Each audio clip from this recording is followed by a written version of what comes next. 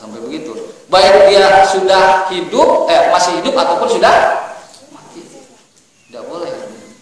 Berarti nggak boleh dong kita melaknat, mengutuk misalkan Hitler. Nggak boleh juga kita dalam konteks ini. Hitler, Mussolini, siapa lagi? Orang paling jahat orang Belanda yang di Indonesia siapa? Secara Westerling. Westerling. Ilaman alim nabi nas anauma kafirun. Kecuali katanya memang sudah kita ketahui dari nas Al-Quran bahwa dia itu mati dalam keadaan kafir. Seperti siapa yang ternas dalam Al-Quran? Tabbat yada abi lahabi. Abu Lahab boleh. Abu Lahab boleh. Abu Jahal boleh, karena itu sudah ada nasnya di Al-Quran maupun di Sunnah. Pokoknya yang sudah ada nasnya ya, redaksinya. Ini bagaimana nggak baiknya orang Islam gitu ya. Mengutuk orang kafir saja secara baik nggak boleh. Tapi secara komunitas, Allahumma alaika bil kufar, alaika ada adin, boleh kalau secara komunitas ya. Secara umum, secara jumlah, ya Allah kutuklah, laknatlah orang-orang kafir, orang-orang zalim, orang-orang fasik, boleh kalau secara komunitas ya.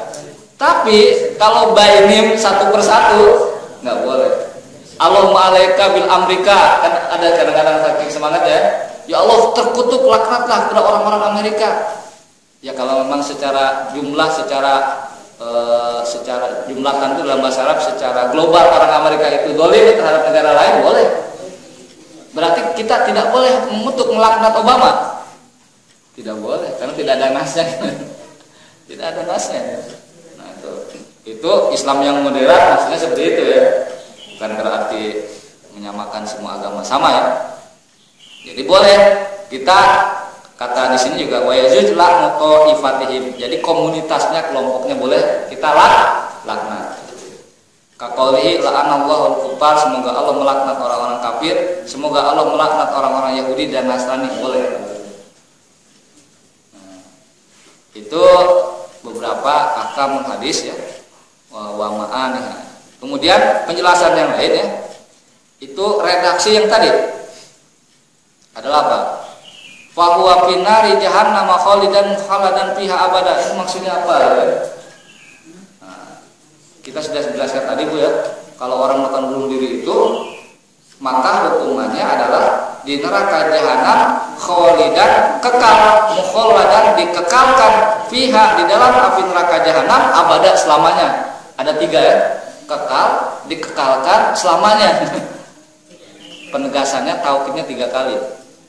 Nah ini maksudnya apa?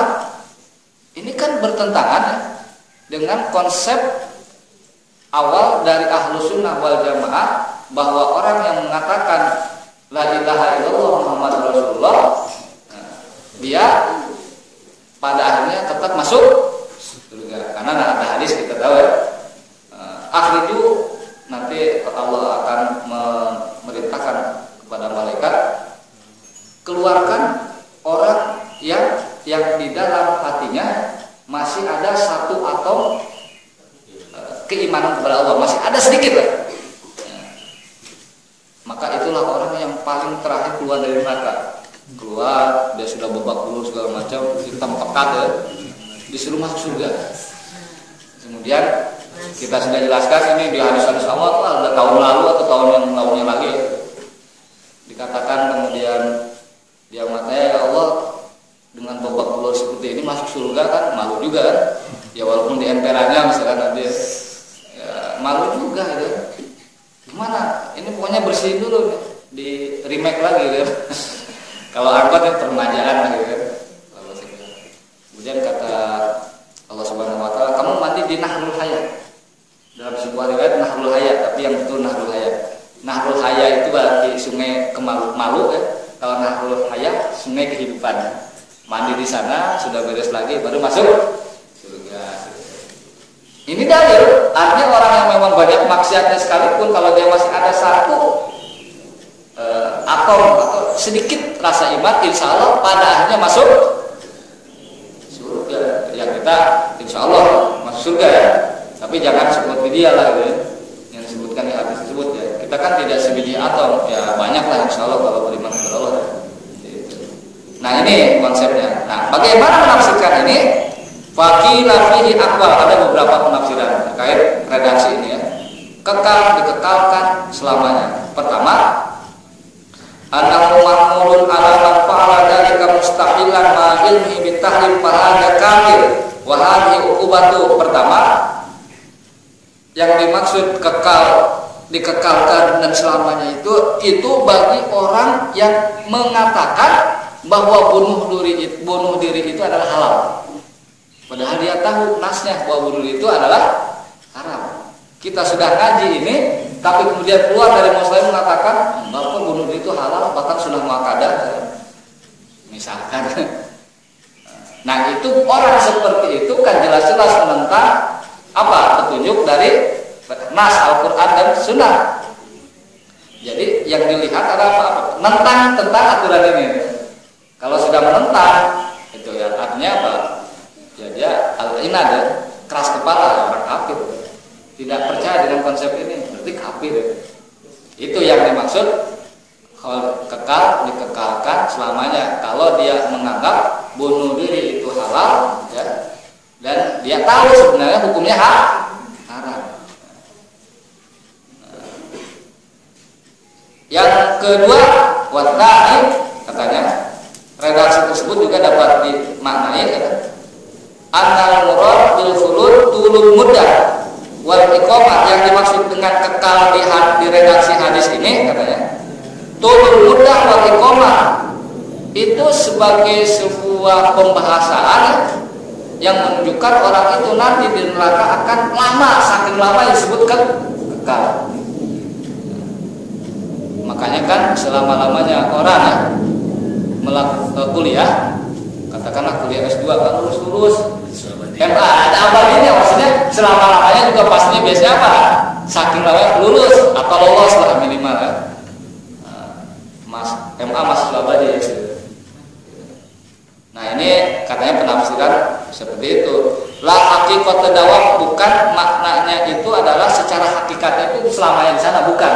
Hanya menunjukkan betapa lamanya dia di neraka jahanam, walaupun tidak disebutkan berapa lamanya. Ini seperti apa?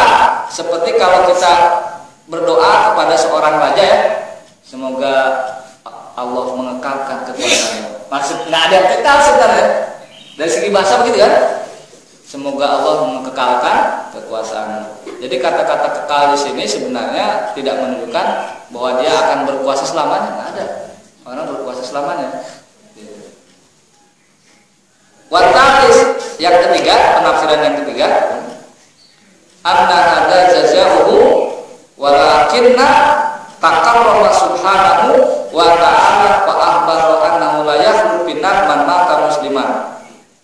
Nah, ini yang ketiga begini katanya.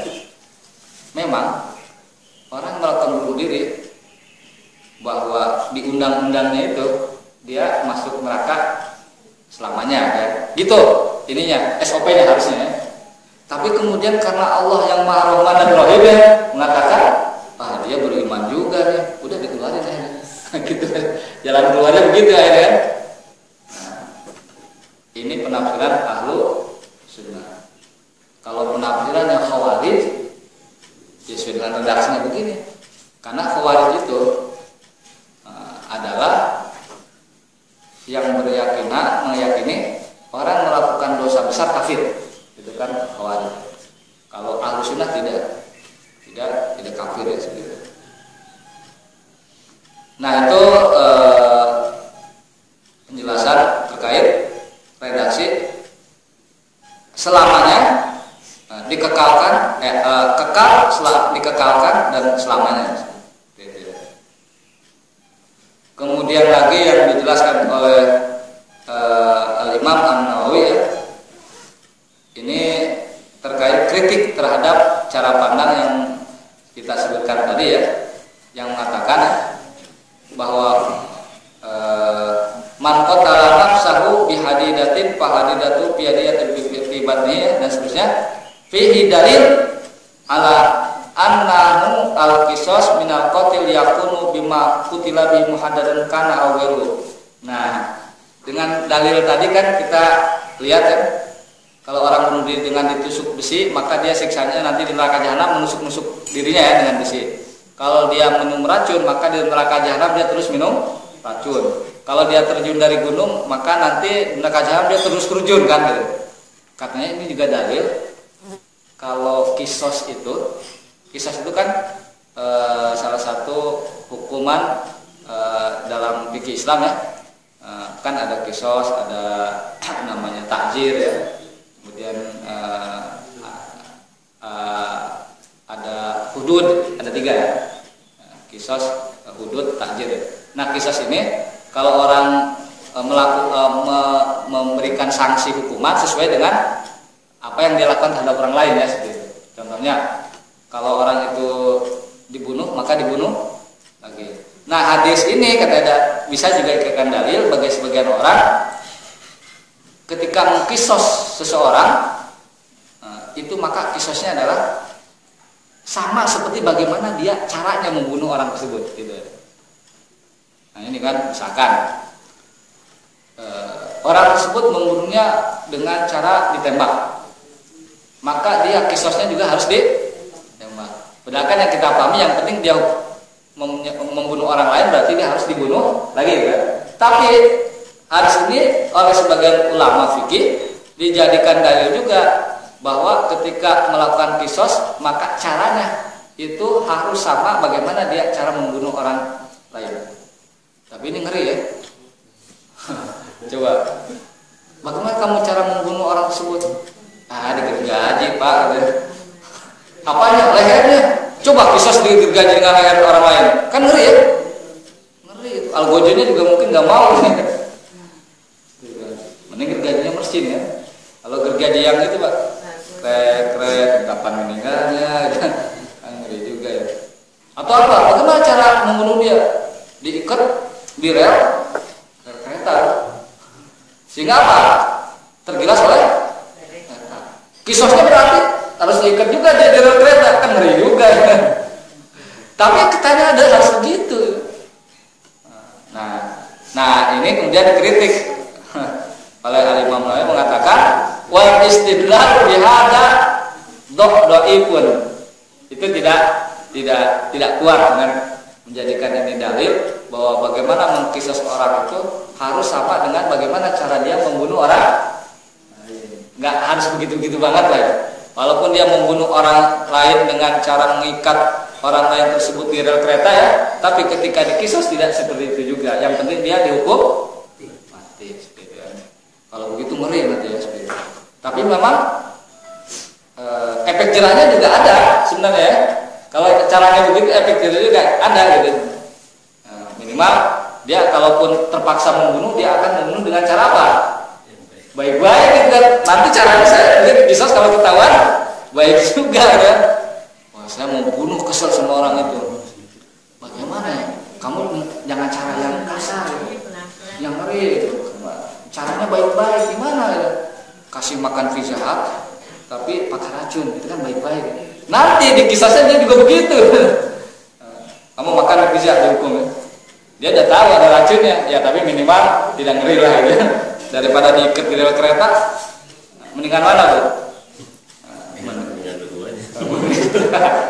Enggak lah itu. Tapi memang efek jerahnya bagus sebenarnya. Saya ada sisi positifnya sebenarnya. Jadi ketika pun terpaksa dia harus membunuh orang lain karena saking bencinya ya, saking dendamnya, saking marahnya, dia akan berpikir bagaimana cara membunuh orang itu dengan baik. Walaupun salah juga maksudnya, tetap salah. Tetap salah tuh ya. Iya, nggak boleh. Pokoknya saya harus bunuh tuh orang tersebut. Tapi takut kisosnya caranya sama gitu nanti ya. Udahlah baik-baik ya. Wah, masukkan ke ruangan, kasih gas gitu, lemes gitu ya. Atau disuntik ya. Disuntik ketika tidur ya. Suruh tidur dulu, disuntik gitu. Nanti dia di kisosnya juga sama, suruh tidur disuntik. Tapi ini istidlal dhaif ya. Cara menjadikan hadis ini jadikan dalil cara mengkisos orang itu adalah lemah menurut Imam An-Nawawi. Nah ini penting bagi kita sebenarnya. Nah, itu yang dijelaskan oleh Al-Imam An-Nawawi terkait hadis ini. Kemudian karena waktunya masih ada, kita sudah janji tadi kalau masih ada kita akan ada penggalan dari bab tadi yang belum dijelaskan, yang belum ada hadisnya, yaitu apa? Wa annahu la yadkhulul jannah illa nafsun muslimah. Tidak masuk surga kecuali seorang yang jiwanya itu bersih atau mukmin, muslim. Jadi bukan hanya dohirnya, tapi jiwanya, Bu ya. Kenapa? Akan kita tahu dari hadis ini, Bu. Hadisnya adalah dari Abu Hurairah. Qala, dia mengatakan syahidna ma'a Rasulillah sallallahu alaihi wasallam tunainan. Kata Abu Hurairah, kami menyaksikan bersama Rasulullah perang Hunain. Perang Hunain. Faqala li rajulin mimman yud'a bil Islam. Tiba-tiba Rasulullah mengatakan sesuatu kepada orang yang menurut orang-orang dia itu orang Islam. Rasulullah mengatakan begini, wa hada min ahlina, tuh orang itu penduduk neraka. Rasulullah tiba-tiba mengatakan, kalau yang mengatakan Rasulullah kan ngeri juga ya, dan pasti percaya kan. Hada min ahlina. Cerita kemudian Abu Hurairah, falamma hadarna kita qatala ar-rajul qitalan syadidan fa asabat rujiraha. Jadi Rasulullah mengatakan tuh orang itu penduduk neraka. Kata Abu Hurairah, ketika dia ikut perang, saya lihat dia orang yang sangat gagah berani melakukan jihad. Kita langsung dan terlibat dalam jihad yang dahsyat. Kemudian apa? Pak Asobah tujiroha, terluka dia. Kan protes ya. Masa orang ikut jihad, Rasulullah mengatakan dia min ahli penduduk neraka. Protes. Ya Rasulullah, ar-rajul alladhi qutala anifan innahu min ahli nar wa inna qatala al-yawma qitalan shadidan wa qad mata. Ya Rasulullah, orang yang kau sebut tadi itu penduduk neraka, dia itu ikut perang dan terlibat dalam perang yang dahsyat luar biasa dan telah meninggal. Maksudnya protes ya. Masa orang syahid kalau bahasa kita ya, kok masuk neraka? Diprotes. Rasulullah juga sama.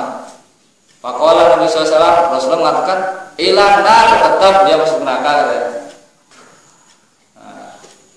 Terus faqala ba'dul muslimin ayartab, sampai sebagian orang Islam meragukan apa kata-kata Rasulullah.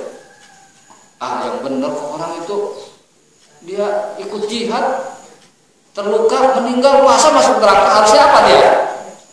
Syahid dan masuk surga kan? Disambut oleh berapa bidadari, Bu? 70. Ya be, kalau mau dapat bidadari jihad. Pabena mengatakan kira ketika para sahabat itu agak ragu dengan kata-kata Rasulullah, yang tentu ragu, walaupun katanya mengatakan ini bukan menunjukkan ragu, tapi ketidakmengertian, karena tidak boleh ragu kepada siapa? Rasulullah. Ada yang mengatakan bukan nyata di sini ragu, tapi tidak mengerti apa dibalik rahasia itu.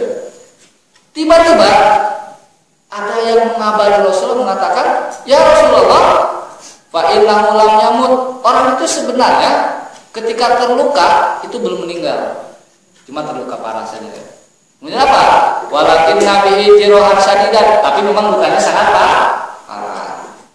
Malam makan minat lahir, ketika malam hari tiba, lam yasbir ala jiroh, dia tidak sabar, tidak bisa bersabar dengan lukanya yang parah tersebut. Kira-kira apa, Bu? Tidak ada yang tahu dia bunuh diri. Nah, ceritanya udah bisa ditebak jadinya. Fakot kalau nafsahu, kemudian dia bunuh. Ternyata biasanya penyakit itu ya puncaknya kalau malam hari itu ya. Sama ini juga sakit gigi di pagi hari jarang ya. Tapi kalau jam 10 11 malam udah apa? Nyutan. Pagi hari seger lagi. Panas anak kecil biasanya puncaknya pada malam hari. Sama ini juga. Pas malam hari lukanya sakit banget. Kemudian apa? Fakota lanang sahur, orang itu bunuh diri ya Rasulullah. Pak baru Nabi SAW dari Rasulullah dikabari tentang itu, dia mengatakan Allahu Akbar, Allah Maha Artinya apa? Ketika Rasulullah diberikan wahyu, diberikan informasi dari malaikat mengatakan bahwa orang itu masuk neraka atau penghuni neraka, Rasul tidak tahu detailnya apa. Percaya saja. Rasulullah tidak tahu penyebabnya apa orang itu masuk neraka. Rasulullah tahu penyebabnya atau detail latar belakangnya kenapa orang itu masuk neraka ketika diinformasikan oleh sahabat tadi. Makanya dia mengatakan Allahu Akbar. Tuh kan benar. Saya juga nggak tahu sebenarnya gitu. Karena saya dapat informasi dari malaikat, pokoknya masuk neraka. Nah, kok Rasulullah nggak nanya? Ya nggak usah nanya, dia udah percaya kok. Itu Rasulullah saking istiqomahnya sama malaikat ya. Pokoknya masuk neraka itu. Asyhadu anni Abdullah wa Rasulullah, saya bersaksi bahwa aku ini adalah hamba dan Rasulnya. Tsumma amara Bilal, kemudian memerintahkan Bilal pada ada finnas, kemudian memanggil orang, mengumumkan kepada orang-orang, mengatakan innahu la yadkhulul jannah illa nafsun muslimah. Ini hadisnya. Tidak masuk surga kecuali jiwanya juga berislam, bukan hanya dohirnya. Kalau lihat dohirnya kan jihadnya, ya segala macam. Wah dia bertempur, dia katakanlah berjihad kelihatan. Kalau dia melakukan amar ma'ruf nahi munkar paling depan, gitu. Allahu Akbar. Nah, ternyata di belakang itu tidak tahu perilaku dia seperti apa. Nah, tapi ada sebuah kata-kata Rasulullah yang penting dengan mengatakan seperti ini. Wa innallaha, sesungguhnya Allah, yu'ayyid hadadin, kadang-kadang menguatkan agama ini birrajulil fajir, oleh orang yang fajir, orang zalim atau orang yang berdosa. Jadi bukan kadang-kadang Islam kuat oleh orang-orang pendosa, kadang-kadang gitu. Contohnya ya, kadang-kadang ada preman ya, di tempat nongkrong ya, dikasih tahu sama kita dia muslim kan, tapi ya sholatnya ya kadang sholat, kadang enggak. Mungkin sholatnya seminggu sekali, itu sudah alhamdulillah ya, kalau Jumatan. Tiba-tiba mengatakan, ayo kita protes, kenapa? Ada Al-Quran sana dibakar, semangat ya Pak. Ayo kita protes, Allahu Akbar. Rajulul fajir, tapi ikut mendukung syiar agama. Jadi nggak masalah orang-orang pendosa kita ajak untuk mendukung agama ini, karena Rasulullah mengatakan, wa innallaha yu'ayyid, sesungguhnya Allah menguatkan hadzal din, agama ini, birrajulil fajir, oleh orang pendosa. Kita ajak artis-artis dangdut untuk apa? Berdakwah, nggak apa-apa ya. Ya ketika dakwahnya bentuknya pakaiannya disesuaikan ya. Syiar Islam didukung oleh trio macan. Itu bagus coba. Tablik akbar di mana?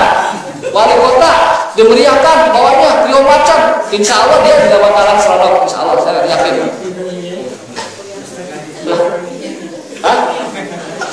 Ustaznya semangat gitu.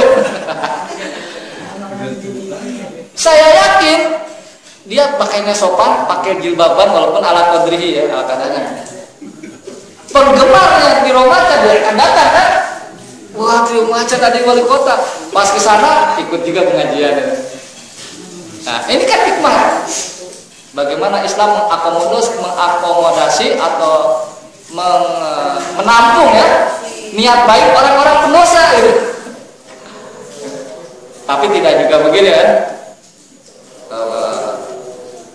uang hasil judi untuk dakwah, saya enggak juga, maksudnya nggak begitu banget.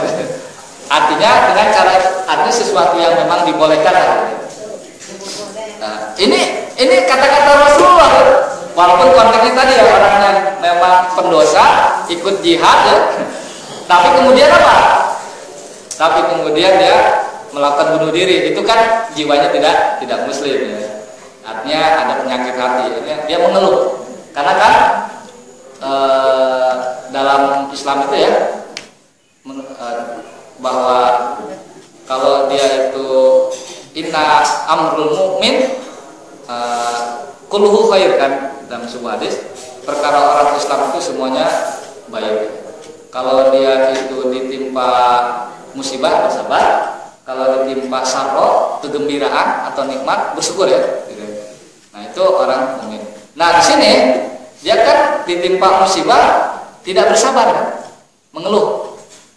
Karena itu kata Ibnul Qayyim ya, bahwa tingkatan orang di tingkat musibah itu tingkatannya yang pertama tingkatan lemah, yaitu banyak mengeluh, sumpah serapah, sialan sakit kayak gitu lah.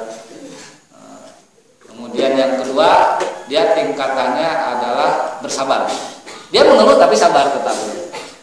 Tingkatan yang ketiga adalah ridho. Timpa musibah saya senang gitu, nggak apa-apa lah, mungkin ada hikmahnya banjir ini ya, tidak boleh buang sampah sembarangan. Yang terakhir tingkatan paling berat, ditimpa musibah bersyukur gitu. Mau kemana? Saya mau syukuran kenapa? Alhamdulillah timpa musibah gitu. Nah ini berat Pak. Itu 4 tingkatan ya menurut Ibnu Qayyim. Kalau orang ditimpa musibah itu pertama lemah, banyak mengeluh, sumpah serapah, sialan sakit segala macam ya. Ketika ditimpa banjir, dasar Jokowi nggak bisa gitu kan. Pokoknya sumpah serapah, nggak memunculkan solusi lah gitu ya. Yang kedua dia sabar, kalau saya masih mengeluh kan, sakit, alhamdulillah sabar gitu. Yang ketiga ridho, ini yang keempat susah. Apa ditimpa musibah bersyukur, coba ya kan? Bisa nggak kita? Susah. Biasanya ditimpa musibah kemudian dia bersyukur kalau kita bisa tahu ada hikmahnya kan? Wah, kan? Tapi ini belum tahu ada hikmahnya dia sudah bersyukur dulu. Misalkan ya, Bapak dapat hadiah atau dapat dapat uang, kemudian dapat hadiah umroh. Nah Ustaz Arsal nih habis umroh, nanti kita minta jam-jamnya kalau ada gitu. Tapi hadiah itu di cancel. Aduh, musibah kan? Nggak bisa umroh. Alhamdulillah karena di cancel. Belum tahu apa-apa nih. Nah, ternyata ketika itu ada berita pesawat yang membawa jemaah umroh itu apa? Jatuh. Tuh kan? Tapi kalau sudah tahu misalkan dia sebelumnya dia nggak bersyukur, masih mengeluh segala macam. Setelah dia jatuh pesawat yang mau jemaah umrah, baru dia katakan alhamdulillah nggak umrah, bukan yang begitu. Nah itu kan terlambat mengetahui hikmahnya. Kalau sudah mengetahui hikmah bersyukur itu tidak termasuk. Tapi kalau di awal sudah mengatakan ya alhamdulillah, ini yang dicontohkan Rasulullah itu kalau melihat sesuatu yang tidak disenanginya selalu mengucapkan doa apa Bu? Alhamdulillah ala kulli hal. Ya kan gitu ya? Ala kulli hal. Segala puji bagi Allah atas segala hal apapun. Rasulullah selalu gitu. Dilihat ada banjir, alhamdulillah ala kulli hal. Bukan alhamdulillah banjir biar Jokowi apa? Rasain tuh katanya. Enggak boleh begitu juga. Jadi itu 4 tingkatan musibah. Nah, orang ini itu yang paling lemah. Lemah sih boleh sumpah serapah, kemudian mengeluh segala penyakit, tapi jangan sampai itu mendorong dia melakukan apa? Bunuh diri. Bunuh diri itu merupakan dosa besar. Ini yang tidak diketahui. Yang di hadis lain ya, itu persis seperti ini ya. Cuman di hadis lain ini ada tambahannya. Tambahannya itu adalah sama seperti tadi ya. Dia kata Rasulullah min ahlina, kemudian para sahabat protes, ini penduduk neraka. Kata sahabat, enggak, orang ikut jihad. Bahkan di hadis lain ada tambahannya, orang tersebut ikut jihad itu luar biasa. Kalau ada satu pasukan musuh terlepas dari kelompoknya, dia kejar sampai dia mati itu musuhnya tersebut, orang-orang ya. Sehingga dia pahlawan lah gitu, hebat lah gitu, single player kalau bahasa gitu ya. Nah, dikejar. Para sahabat protes, tapi kemudian dikasih tahu orang ini bunuh diri kan akhirnya. Kata Rasulullah apa? Ada sabda yang menarik dari Rasulullah selain tadi ya. Kata Rasulullah apa? Innar rajula, sesungguhnya seseorang itu la ya'mal amalan ahlil jannah, dia akan mengerjakan amalan penduduk surga fima yabdul linnas, tapi itu